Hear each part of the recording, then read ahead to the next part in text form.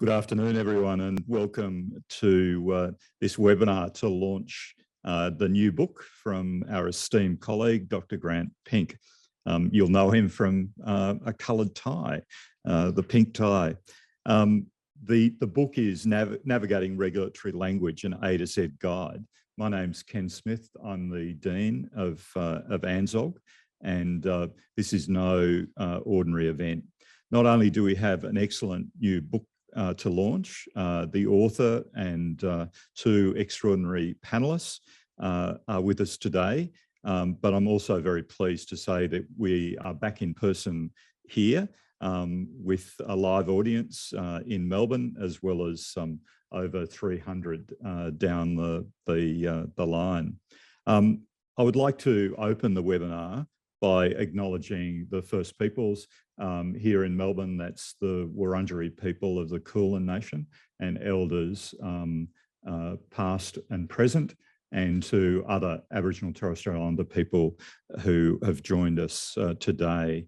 It is important that we recognise the stewards of our traditional lands across Australia. And now it's my privilege to introduce our panellists for today in the order that they will be speaking. Firstly, Dr. Grant Pink, who is the esteemed author and the person of the moment. Grant has more than 25 years regulatory and enforcement experience, spanning practitioner, management, executive, academic and consultancy roles, operating at local, state, national and international levels. Grant has an MA in research in the area of enforcement networks and a PhD, which considered how regulators build, maintain and sustain regulatory capability and capacity. In 2016, Grant founded Recap Consultants Proprietary Limited. Recap is a specialist regulatory consultancy providing services domestically and internationally. To our panellists, firstly to Entsar Hamid. Entsar is currently the General Manager, Registry Services in Government and Stakeholder Engagement at Secure Electronic Registries Victoria. That's a big title, Entsar. And is overseeing the commercialised land registry system in Victoria under a 40-year concession granted by the Government of Victoria. Entsar has 17 years experience building government and organisational capability, driving operational excellence and legislative and regulatory reform with a central focus on improved stakeholder management. Entsar was the youngest recipient to receive the top 50 women in the public sector Victoria Awards in 2018. Welcome, Entsar. And Eliot Palmer. Eliot is a regulatory specialist, facilitator and public sector manager who helps policymakers and regulators to improve their approach to design and delivery of the law. In his current role with Better Regulation Victoria, Eliot works with regulators to understand their regulatory systems and implement reforms to improve their effectiveness. Before this, Eliot worked for over 15 years in state and local government regulatory settings as a policy and practice reform leader. Welcome to you, Eliot. Kate Gavins was to join us today, but is our want in these times, has had to go into isolation and sends her apologies this morning. Welcome again to Grant and to our two esteemed panellists. It's a wonderful lineup. The plan for the session today is that I'm going to start the ball rolling by saying a few words and officially launching Grant's new book. And then Grant will take the lectern and give us some high insights into why the book came about, who the book is for, and how to get the most out of the book. Grant will then open up a conversation with our two panellists who are going to provide their reflections on the A to Z guide, including in particular how they will use it in their work as regulatory practitioners and leaders. We've left plenty of time in the session for questions from the audience. So do please use the Q&A function to send them through. Given the hybrid environment, we're suggesting that we do take the questions online, and for those that are here today, there'll be plenty of time after the session to follow up, particularly with Grant and Entsar and Eliot.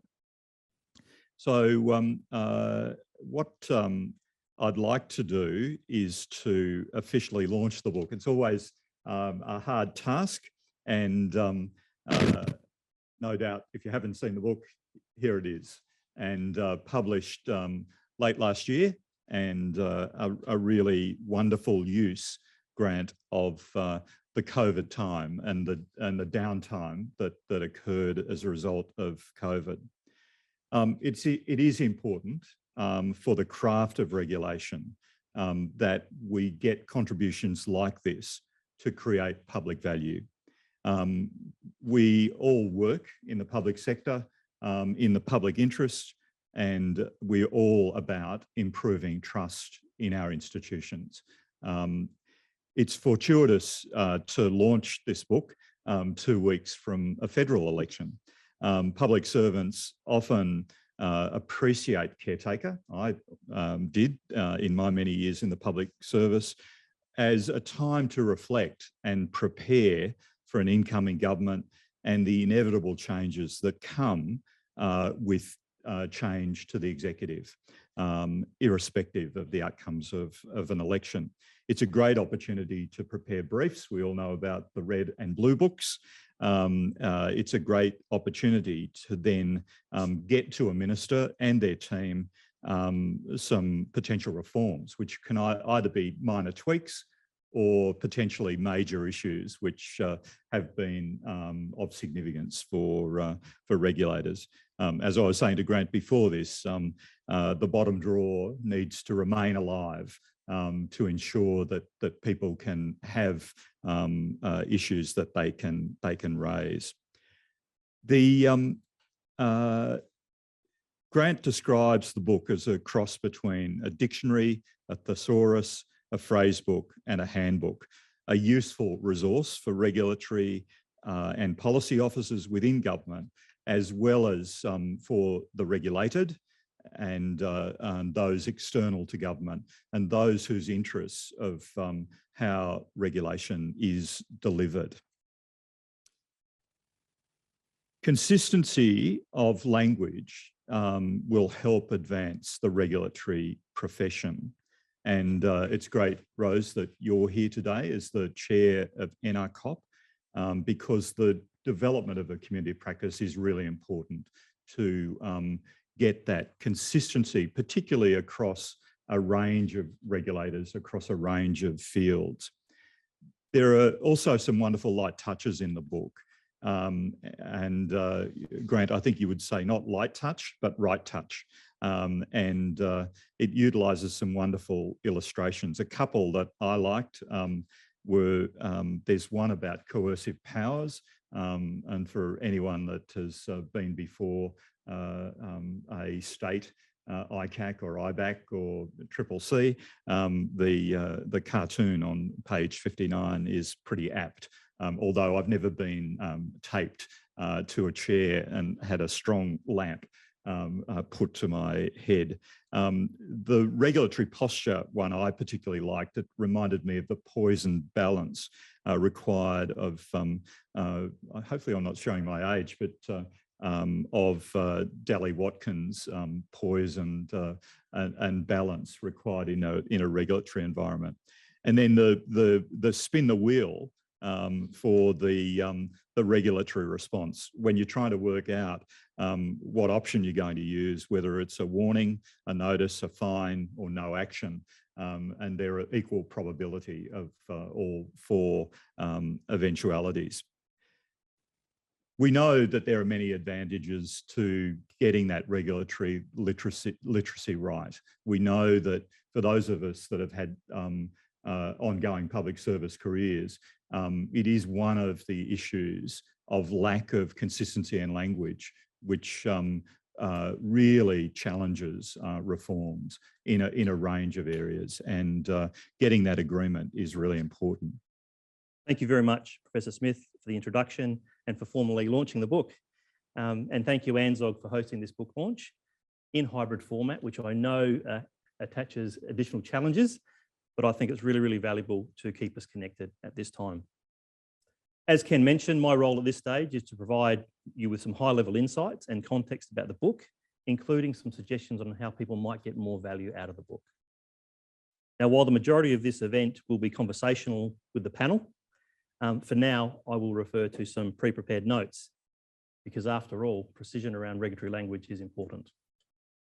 So the catalyst for the book, it came about because of frustration and lost opportunities.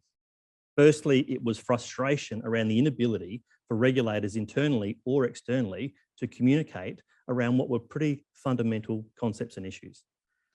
Secondly, I also saw lost opportunities and opportunity costs, where it was taking precious time and resources away from regulators to discuss things which either should have been renowned facts or for which there should have been solid understandings and a basis to continue on.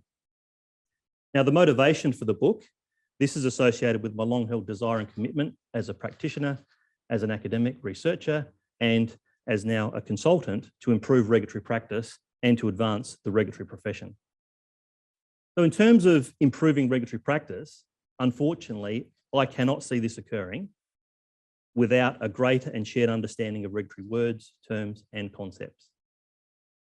Similarly, in order to advance the regulatory profession, regulators need to have a more homogeneous regulatory lexicon and have greater proficiency in terms of their regulatory literacy. It is somewhat ironic that we can't be joined by Kate this morning. She's in isolation, because the opportunity for this book came about due to COVID. Because like for all of us, the world stopped, and my consultancy business stopped by about 90%, and I had all this time. So really, initially, it provided me with forced time to think. It forced me to think about the challenges that regulatory agencies' clients were facing. It gave me time to do the initial research, and it gave me time to start writing again.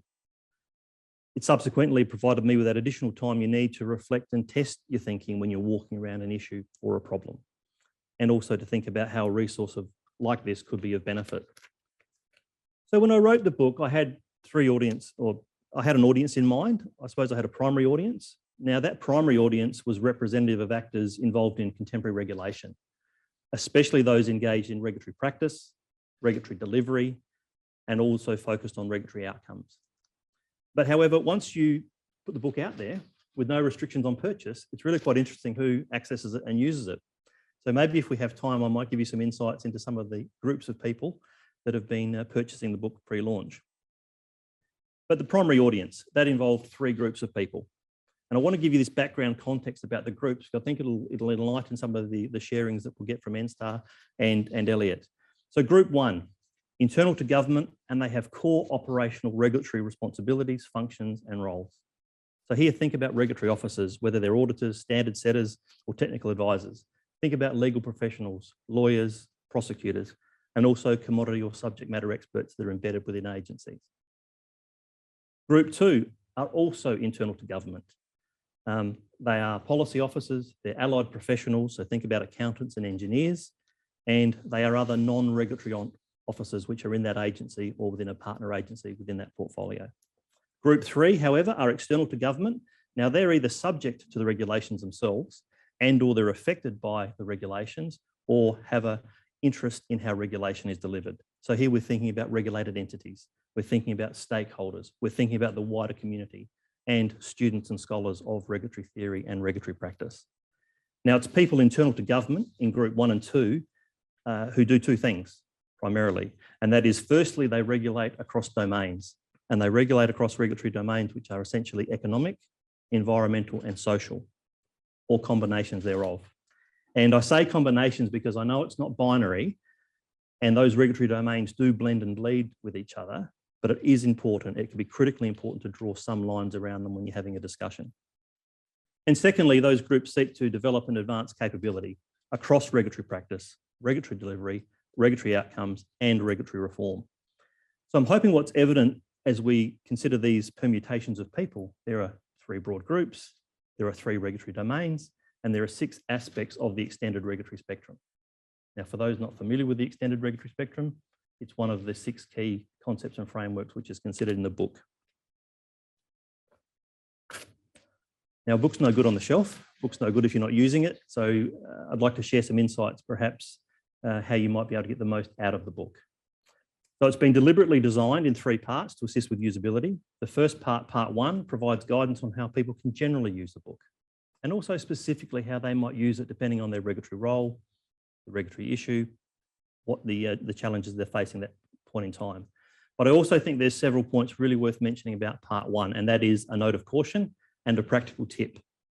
In terms of the note of caution, it highlights the need that this book should be used in conjunction with, not as a substitute for, other relevant legal, specialist, operational, technical reference material. If you need that material, go and access it. This will give you a bit of a head start onto what you might want to focus on. The practical tip also suggests that once you've defined or narrowed how a regulatory word, term, or concept is used within your agency, within your role, then cross-check it against your relevant regulatory policies, regulatory procedures, and regulatory practice notes. So make sure the word is identified and it's being used in its right context. There are 4 users or personas that I had in mind when I was writing the book. Now, some of you may identify with them, or you may identify them in others. But for the purpose of the book, the first is a non-regulatory officer who we call Alicia. Now, Alicia comes from an existing profession in media and communications. So Alicia's challenge is, she says, I'm new to this regulatory agency, and it's like everyone is speaking a different language. I don't understand. The second person is a regulatory officer, and for the book, Brian. And Brian comes from a mainstream law enforcement, so think policing or border protection role. And Brian is of the mind that, well, investigations and enforcement are my bread and butter. Regulations, just like enforcement, it's just softer. So I think we all know a Brian or 2.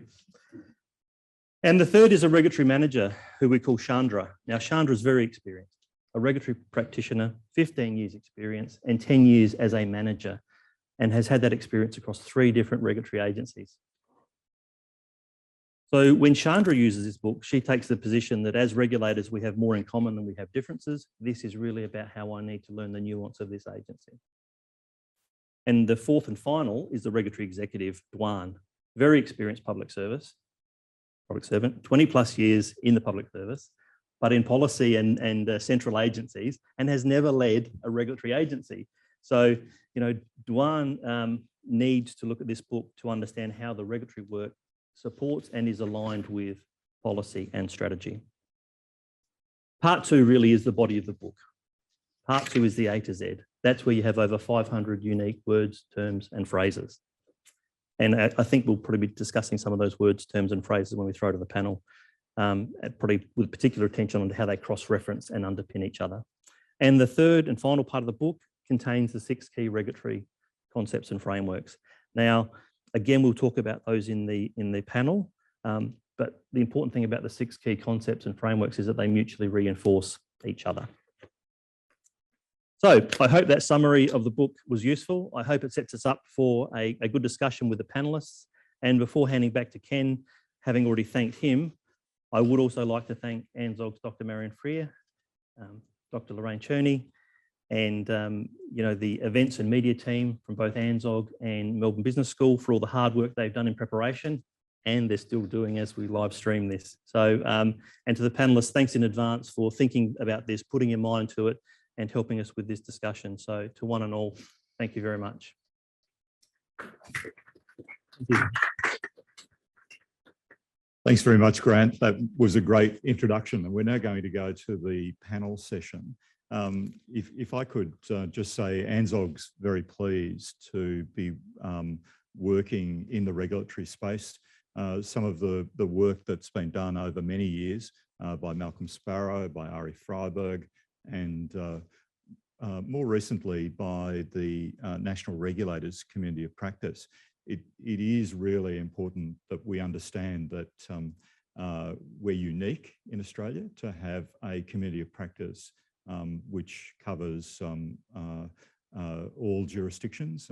We recently Rose launched the South Australian chapter, and on the 20th, which is an auspicious day, 20th of May in Canberra, there will be the launch of the ACT chapter. So over to you, Grant, now for the panel discussion involving Entsar and Eliot and yourself. Thank you. As we flagged, we've had the formal launch. You've had my shameless self-promotion about how the book came about, but now we're going to actually hear from some people who've actually thumbed through the pages, had a look at it and put their mind to it. So the format that we will take, we will hear briefly from each panelist, including their thoughts on how they particularly think it might advance regulatory practice, and also how just generally effective communication is a good thing for regulators to do. Then we'll move to Q&A.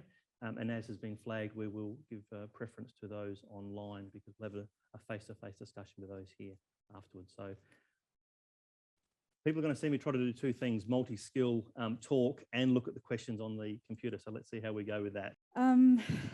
So I can't say enough about how important I think a book like this is. Grant will have heard me say this quite a lot, but English is my third language, and my dad is a linguist, and coming into a Western country, trying to communicate with people, I relied quite a lot in the initial years on the 80% of nonverbal communication cues that you can get when communicating with people effectively. And so that's when you don't speak the same language as the person that you're sitting across from. Even when you do speak the same language as the person you're sitting across from, we all bring different perspectives. We bring our personalities, we bring our lived experience into spaces. And so regulatory officers are the group one category of individuals that Grant was talking about. Those roles, those really kind of traditional enforcement heavy roles attract a certain personality style of communication, view, perspective, forming, affinity for different aspects of regulation. I think there was a comment that you made around, ambiguity or things blurring together, or people needing to work together. Well, regulation and legislation isn't written by the group one cohort of people. They are huge, inputs. They are big contributors into that space. But your group two people, those policy officers and that executive from that stakeholder cohort who has, operated into a space where they understand the more kind of strategic issues potentially, but still speak very different language. Words mean something completely different to that individual.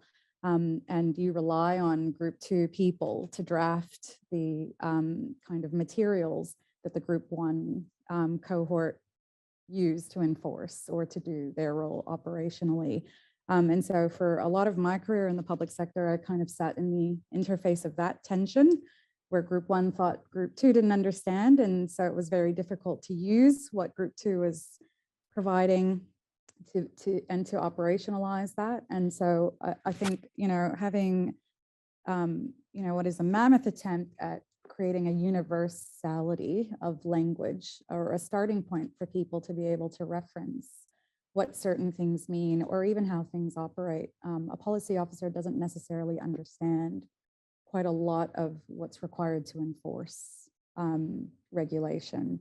They're thinking about the problems that needs to be solved. Ironically, I'm in a regulated entity role at the moment, and so it feels quite interesting being on the other side of that, the parapet or wall. And I couldn't say more about the language differences that occur between the regulator and a regulated entity. Mine is a private sector entity, and there's a category of words in the book that are referred to as same words.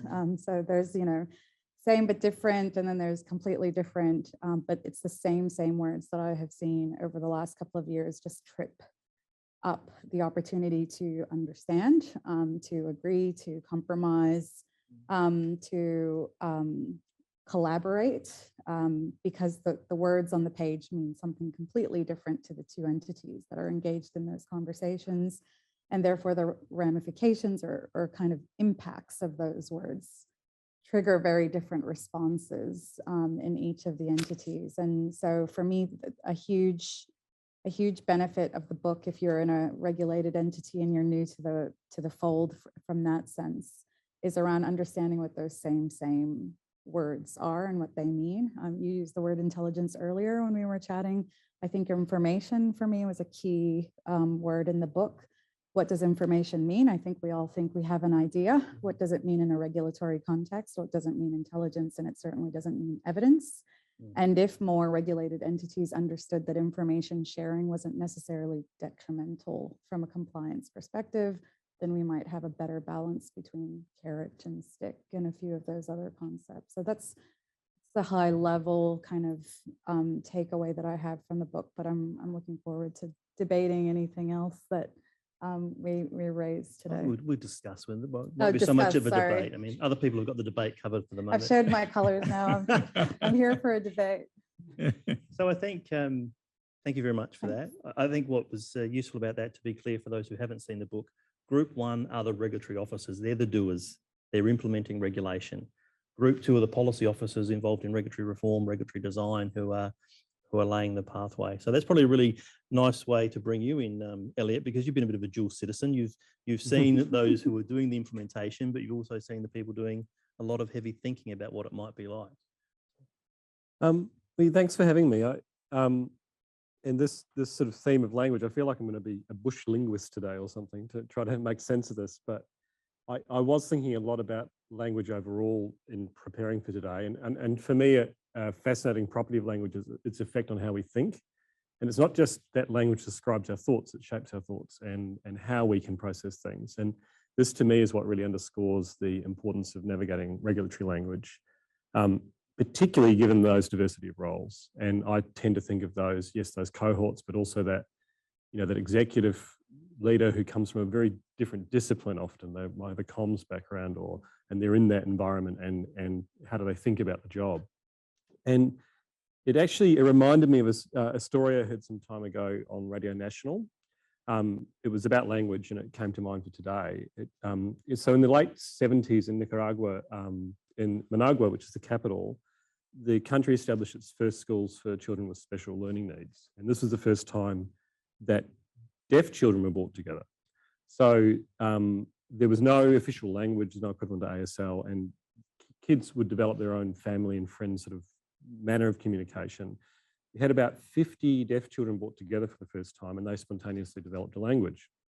And this was playground language, and it developed over time and adapted from expressions they learned at home. I think, one charismatic kid might show a sign, another one might follow it and be socially out there. And that language has developed and become more sophisticated and more systematized and more complex. And there's some 3,000 speakers of the language today.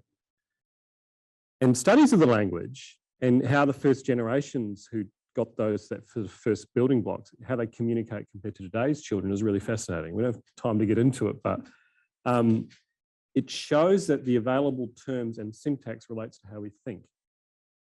And so there's been studies where it's shown that the adult kids who've grown up had different ideas or different ability to think about thoughts, about knowledge, about secrets, about what they see and how they interpret it. And I just thought about that because sometimes in my time in regulation, I've been introduced to new concept and new language, and it's shifted my ability to conceive of the world or conceive of the task of regulating. And it's been very incidental. It's, you're introduced to a text or someone explains something to you.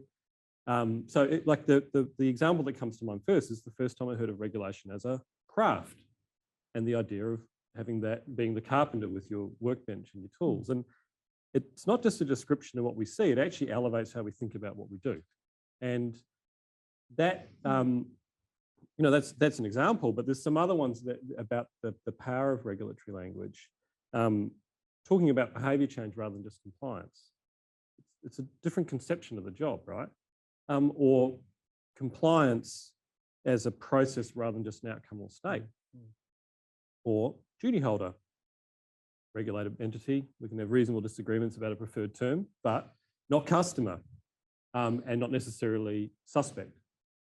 So all of these things shape how we think about the job. And the challenge is, or that issue is that we often build them in our own operational context. My learning of regulatory language has been pretty much organic. And the law doesn't give us the handbook of concepts. The law just sort of exists there. It doesn't even explain the purposes of tools in many cases. You have to kind of make sense of them yourself. So I feel like, you know, in my environment, I'm like one of these kids who's in the playground trying to muddle through and develop my own language, and the people around me doing the same. And so it's not just important there, but it's that shared language across regulators and the task of being a regulator, connecting to departments, to central government, to business. And I think there's many instances still where we do lack that, and it's a drag as we're talking about this drag to alignment and collaboration. Some key examples, I think, was working on an MOU with another regulator, and the first workshop, everything they talked about was the non-compliances they're there to enforce. And we were trying to talk about the harms we're there to protect. It's just such a different mindset. Or when I've worked on regulatory strategies, like, are we talking about our approach or our outcomes or our scheme or our setting? Is a tool an approach? Is a power a tool?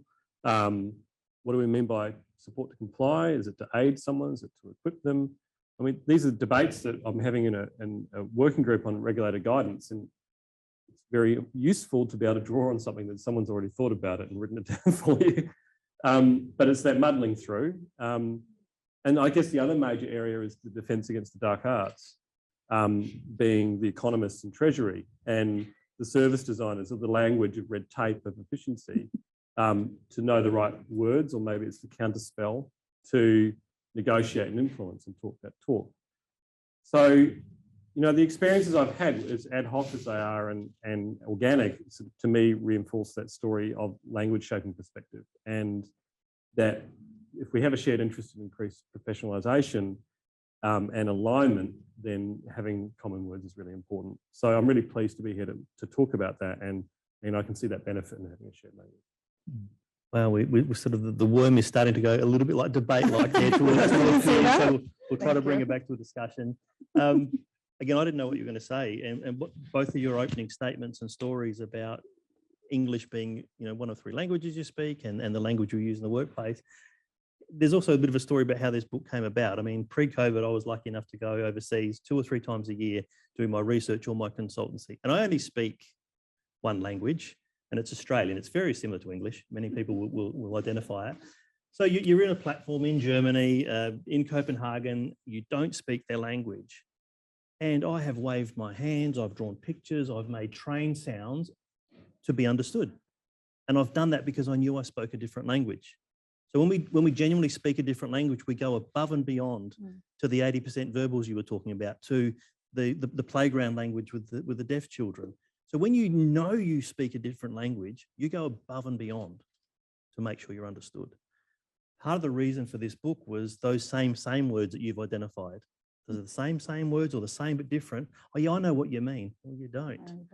And you don't identify that until 2 hours, 2 weeks, 2 months, hopefully not 2 years into a joint task force type of job where you've spent millions of dollars.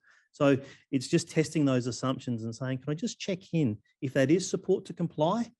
And we're actually doing that as part of our education and engagement phase, or it's part of their non-compliance restitution, getting back into compliance, something they're going to do. It's the same thing, but who's doing it, who's leading it? So with that overview done, while we wait for some questions to come through, there's over 500 words in there. There's some you've like, and Eliot's already talked about a few, and some which are confusing. So, I mean, we'll take the conversation where it goes, but it won't be a debate. So about some words which particularly resonated with you, good, bad, or ugly. Yeah. Look, I read the book kind of from start to finish, which may not be the way that other people approach it. But, you know, I would have started right at accountability. I hear that word used in any context, in every context. It's used very differently, and it means different things to different people. And I also think it's problematic when we don't contextualize that word and what it means from a regulatory perspective, because it leads to an issue with the management of expectations, or expectations generally. And I think expectations are something we have to really hone in on, because the problems that government is being expected to respond to and solve are becoming more and more unprecedented, more complex, more dynamic. If we think about, new buzzwords, what are the newest issues, technology, cybersecurity, those sectors are running away from government. They're running away from regulators because the processes that are in place to be able to respond move a lot slower than those sectors and industries do. And if we're expected to continue to stay responsive to the issues being that are arising and that society is expecting us to respond to, the only way to do that we're not going to be able to rely on the law. And I think Eliot made that point. The law and legislation isn't going to keep up with those sectors and with those problems. And so actually it's language that's going to help us get through it. I really like that first stakeholder persona of the comms professional who came into a regulator function and didn't understand what anyone was saying. Well, that comms professional has to actually communicate and engage with the stakeholder set or the regulated entities. Compliance, I think, is a process, and to entice people to comply, we have to do that: engage, educate, enforce, paradigm or sequence of activities. To do that, we have to be speaking to people. We need to be proactive. We need to invite them in. We need to ensure that the environment isn't adversarial. And so if I go back to that word of accountability, we need to start from there with letting people know what we expect from them. We need to be able to communicate that effectively to them. And we need to make sure that that message is simple, it's easy to implement, it's easy to follow, because my biggest surprise, or maybe I always knew this, but seeing it in your book was quite interesting, around that VADE model. 4 of the 6 cohorts are in the voluntary and assistance space. Well, if we know that, then we need to be proactive. We need to be educating, which means we need to be communicating, and language is a huge part of that. What are the words that confound regulated entities? What are the words that confound community? The community has an expectation of what regulators are doing. There are some issues or areas where regulation needs to be heavy-handed in the view of that community, or where the carrot is a more acceptable way forward. That has to be communicated to community because they are interested and they have quite a lot of influence in that space. So I think, that VADE model was really, really, to me, it was telling that a lot of our work has to be around language and communication. If most cohorts are not in that directed and enforcement space, they're actually in that voluntary and need assistance space to comply. So maybe some quick reflections on that. And again, as we were getting set up, Entsar said, "Oh yeah, I read it from cover to cover," and that's not how it was actually built. It's meant to be a book you drop in and out of when you need it, but that just goes to show that people take to it differently and they learn differently. It's also interesting that you said, well, I knew some things intuitively, but it was good to see it written down. And I think that's part of it as well. It's not meant to split the atom. I mean, some of these things aren't complex. They just need to be a line drawn in the sand so that we can agree. And for those who haven't seen the book, I mean, this will be very well known to the New Zealand audience, but VADE is really flipping the Ayres and Braithwaite's triangle up the other way. And it's saying voluntary compliance, A, assisted compliance, D, directed compliance, and E, enforced compliance. So it's just taking a different approach to how we achieve compliance. But absolutely, you've read the book. I was playing bingo there, ticking off the educate, engage, enforce, and the regulated entities. That will be a debate off camera. Eliot, being Victorian, is very much in the duty holder camp. So what about, you've given us a few words, Eliot, that you've have struck you? I think, so reflect on this in terms of the kinds of muddle through experiences I've had. So, and how it reflects how I've used the book. So the current context is that this came into my hands whilst working on this better practice guidance for Better Reg Victoria, and discussion with the working group and the sufficiency of going, okay, how can we just pick up the term? read it, maybe trim it a little bit and put it in a glossary, and then so this is the term we're using. But this sort of all really reminds me of years ago when I worked for the VCAG, and we were doing a project on regulator performance measurement. And I remember getting in the room with a whole bunch of directors and CEOs, and inspection was one of those words that it's the same thing. And so it's an example of where we were talking about inspection and someone was saying audit and someone was saying review or whatever. And there's that sort of inefficiency in having slightly different ways of seeing things. So that's an example of a term that I looked up quickly and then looked at the thesaurusing of it to kind of go, okay, and what's this sort of constellation of terms? Other words that I think about, so I'm just relaying this back to experiences, but I was doing a review with a regulator talking about triage and said, so you triage your incoming reports? They said, yes. Yeah, of course we triage it. And then I asked them to describe what they did, and everything was case managed completely. There was no actual wheat from chaff process. And that's an example of saying, well, what I mean by triage is, it's like being at the hospital. Yeah, and the nurse will not see you now. So, and yes, that's why that person went through. So there are a couple. Also, when if we think about being exposed to Ayres and Braithwaite a lot, and in different ways, I actually don't know which text I would refer someone to get their head around it quickly. And I remember having a direct report working with me on policy stuff, and their conception of it was a bit muddled. It didn't have all the kind of precision to what it's about and the behavioural element and the relational element of it. And it's an example of a term that I flicked through and was looking at it today and going, yeah, okay, it gets to the essence of what it's about. So again, the thesaurusing aspect, that duty holder regulated entity, personal preferences maybe on certain things, but certainly not other concepts. Certainly not customer or client. So I think I'm just sort of reflecting on how I've used the book, but really more the general point that if you've been around it a lot and you're a tragic like me, you read a lot and you chat about it a lot and you remember things. But people who come in who might have done their training and they do policy writing, or they've done it in a bank or something and now working in a regulatory thing, how do they get up to speed? Yep. And that's sort of what I think about in terms of key terms. Yeah, so just quickly on that, I mean, the boss, the minister, someone says, just go out there, we've had a complaint or an allegation, go and visit that premises. So yes, we're going to do an inspection or a compliance check or an audit or an investigation. That's the first hurdle. But then how are we going to do that with consent? And is it in writing? It just cascades, and that's how the book came about. Was, well, if we're going to talk about this, then we need to give a nod to that, and how might we consider that. There's some questions coming in, and I've got to take one on customer, so I might need some extra support here, Eliot. But I think the first question, I might even get your thoughts on this, Ken, because the question is from Craig Simmons, if it's the Craig Simmons. Hello, Craig.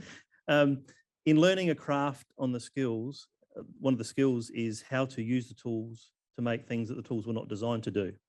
And in that context, how do we ensure the craft skills of the regulator are not lost to practitioners, as they become more professional about education and approach? So I think it's striking that balance between what the book says, what the textbook, what the theory says, versus to the art and science of the practice. And I wanted to throw first to you, because I think that goes somewhat to what you were saying in the opening about the NR COP.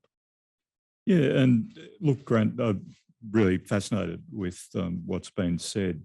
The importance of complex problem solving and accountability means coming back to often some fairly simple context. And the craft skills of public administration have often been taken over by the technical skills, and we need to go back to aspects of craft. Part of that, obviously, is communication. You can't problem solve unless you've got clear definitional terms of what options you're trying to put in place to solve a particular issue. You were saying to me about the importance of these books. I think the importance of these books are to bring to practitioners something that they can go into when they want to know a particular issue. As you said, you know, we obviously read it from cover to cover to come to this session. But the last... We weren't forced to. I mean, it was... No. But I enjoy doing it. Much of what we're about, and I think NRCOP is about, is bridging practice and the academy, or bridging with the law. And look, when the discussion about the minimisation of harms, I always go back to Haynes' statement at the Royal Commission, you know, which was about, if you're going to operate for others, you operate in the best interests of others, you always operate honestly. I mean, there are fairly simple but important concepts here about the craft that's required in being a good regulator. And I think part of the craft, from my perspective, because I'm a person coming from a policy background, but it's actually what's the link between policy and regulation. Because sometimes regulation failure is actually policy failure. Yeah. You know, it's actually not something in the bailiwick of the regulators to do anything about, because they've been asked to regulate within a particular policy frame. And I think, you know, again, problem solving, we need to understand whether the problem's with the regulatory instrument and the regulatory officers, or whether there's something fundamentally wrong, you know, with the public policy. Yeah.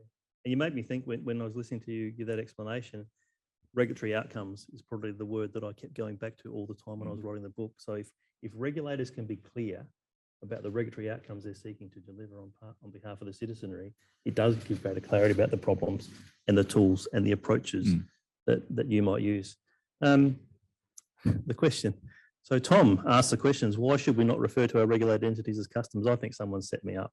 I mean, really, I've spoken about this publicly quite a lot. The reality is, and I think I first heard it when I was doing my Anzog Sparrow course with Professor Sparrow, and it's about regulators and their relationship with regulated entities. And regulated entities have duties and obligations. They sign up to these schemes. They want to be a builder. They want to be a plumber. They want to be a mechanic. They know the regulatory regime they're entering into, and they have regulatory duties and obligations. They can't go and complain to the head of your agency and say, look, I don't quite know what Entsar's section and branch are asking me to do. And I've had a phone call with her and I really don't rate her. She frustrates me. And you as the CEO, I'm not enamored by you either. Where else can I go to get this service? And the answer, Tom, is no one. So the difference between a customer can vote with their feet and go to a new bank, can go to a new car dealer. But for many of the regulators out there, they are the only game in town. So it's really inappropriate. We talk about customer, we talk about client, and that's why we tend to use terms like regulated entity, duty holders, licensees, etc. I mean, my little addition, I think this is my sort of the cutest definition in this book, because regulators do not have customers. It's very emphatic, but my sort of brief observation is there is a heck of a lot of value in user experience, user-centered design, service design principles. And Manch puts it perfectly. It's not just Manch, I can't remember the full text, but it's that point around saying, applying those in the regulatory context.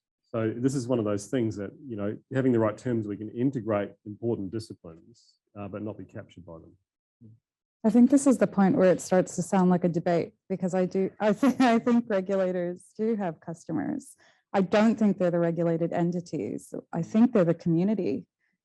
There are, again, you know, going back to the Haynes Royal Commission, you know, regulators with tools and resources, and, you know, the kind of the capacity to be able to enforce those frameworks would have protected the community, could have better protected the community. And I think that commission really shined a light on the fact that regulators actually serve communities in some of these roles, because that's who they're protecting. Yeah.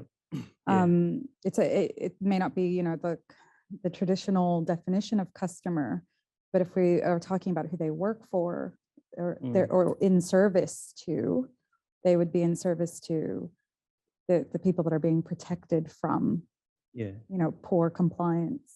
And this is an example where I'll probably link in one of the 6 key regulatory concepts and frameworks. and it's the 4 KRP, it's the 4 key regulatory perspectives. So you think of a quadrant, you think about, well, the regulators, what are they there to do? How are they communicating it?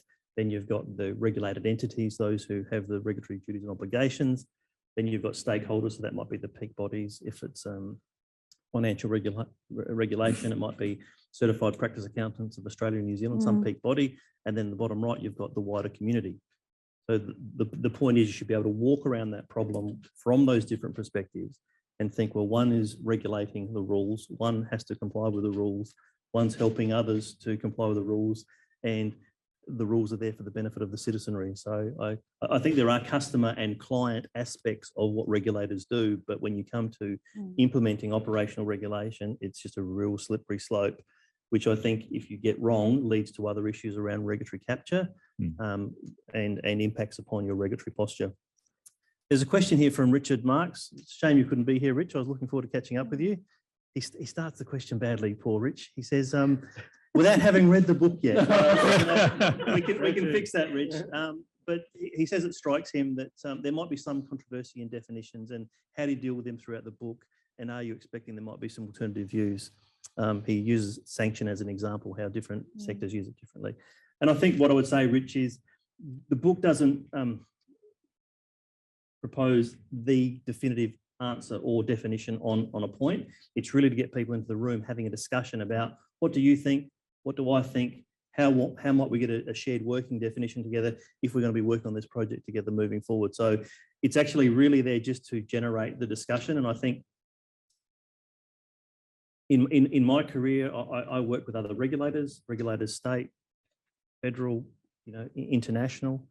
And when I was in my last position, and I'm looking at Euros here with the work we did with transnational environmental crime, regulators were working with enforcement agencies like Border Force, and they were working with police and Interpol. So not only do we have our own regulatory dialect and language, how does that intersect with enforcement agencies? How does it then intersect with policing agencies? And again, on the COVID theme, we've recently seen the military working with food and health inspectors. I mean, what a spectrum that's covering. So this book is meant to be, what are words I'm struggling with? What are words I might need greater clarity on? What are the words my staff might need some help with?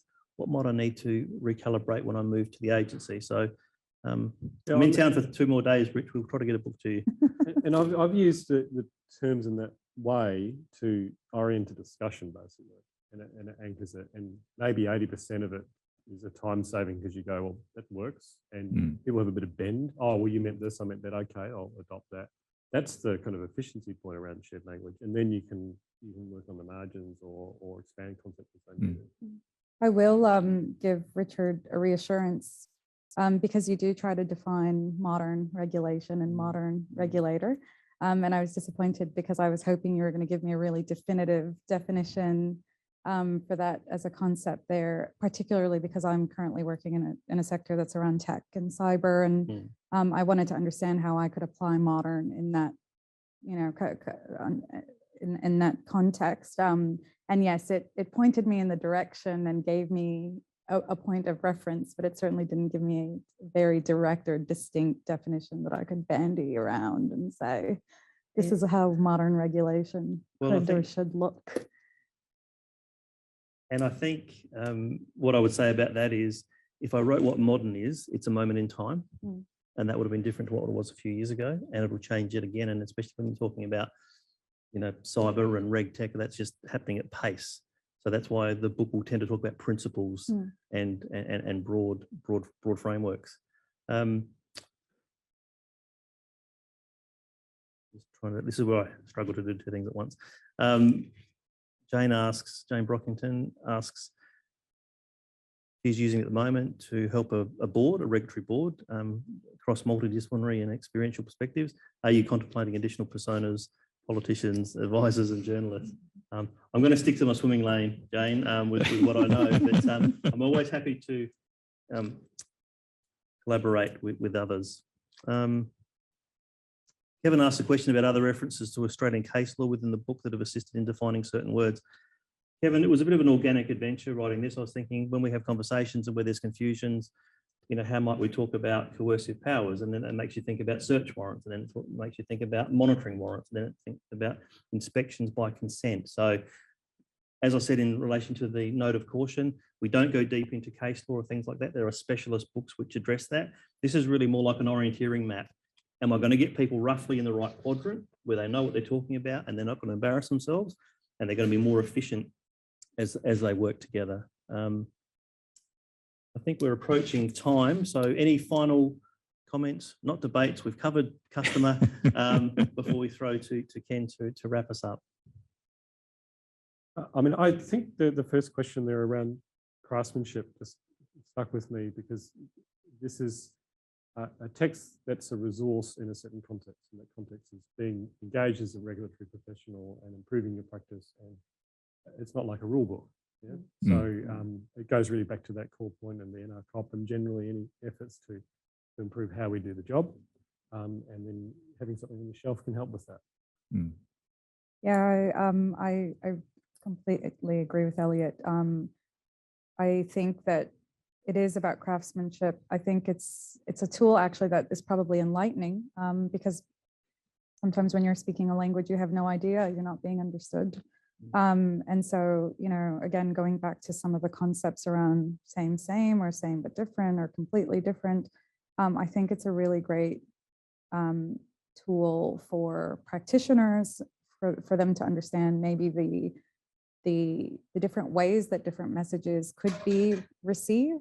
And I think it's a great tool for new to the fold, either that persona around the Group 3, the comms professional coming into a regulatory agency, but also for regulated entities to understand that they may not be hearing or understanding the messages from their regulator quite clearly, or that different cultures may be contributing to the language barriers being created in those paradigms. I think it's a fabulous resource. My final comment, I'm looking at something from an anonymous attendee, says, is there a great difference between modern regulator and an ancient regulator? I think if they're sticking to the basics, there shouldn't be great difference. It's maybe the technologies and tools they use, but it does make my mind wander when you see about terms like smart regulation. No, we're too busy for that. We're not going to sign up to smart regulation. But I have a similar issue. We've had this discussion offline, Eliot, about best practice.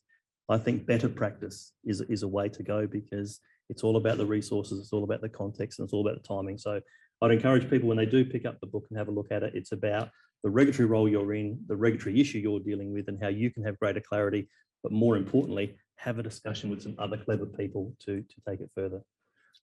Right, thanks, Grant. Unfortunately, that's all we have time for today. We're almost on time. Marion's been doing the countdown, but thank you, Entsar. Thank you, Eliot. It's been a great non-debate.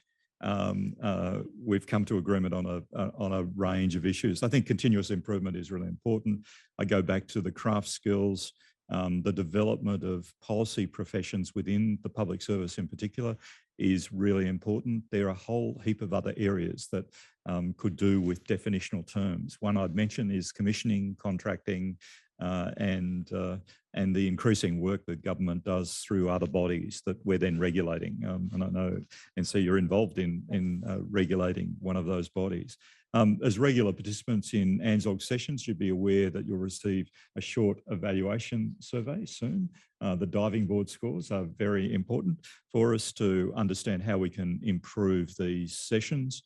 And then in about 2 weeks' time, there'll be a recording, if not a little bit before, of this session available if you want to point other people to the session. Grant, to you for the book, for the primer, for practice, this is really important to translate issues in a way that practitioners can get access to material. Last year, a similar book by Nick Fleming on problem solving was seen as really important for practitioners to understand different methodologies people could use to be involved in problem solving. So thank you again, important milestone. Thank you for your engagement with the NRCOP over a period of time. As I mentioned, it is very unique, and we're glad as Anzog, that we can continue to sponsor and support the NRCOP. We will soon be writing, Marion and Lorraine, to each of the agencies to continue the great work that that the community of practice is involved in. So thanks again, everyone, and all the very best.